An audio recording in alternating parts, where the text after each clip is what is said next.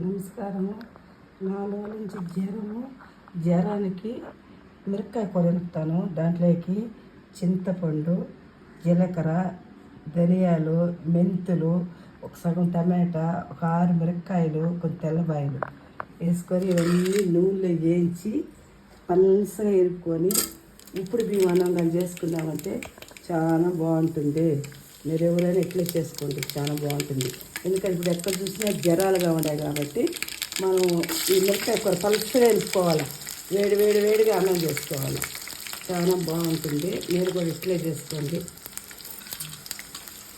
బాగుంటుంది. మా వీడియో కానీ మీకు నచ్చినట్టయితే ఒక లైక్ చేయండి, సబ్స్క్రైబ్ చేసుకోండి, మర్చిపోకుండా లైక్ చేయండి.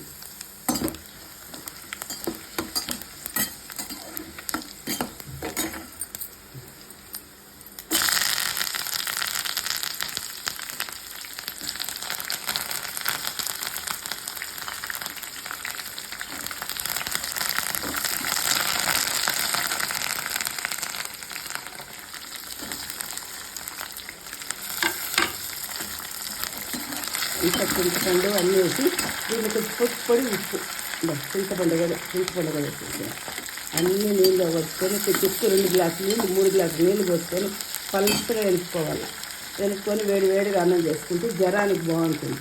మా వీడియో కానీ మీకు నచ్చినట్లయితే ఒక లైక్ కొట్టండి, సబ్స్క్రైబ్ చేసుకోండి.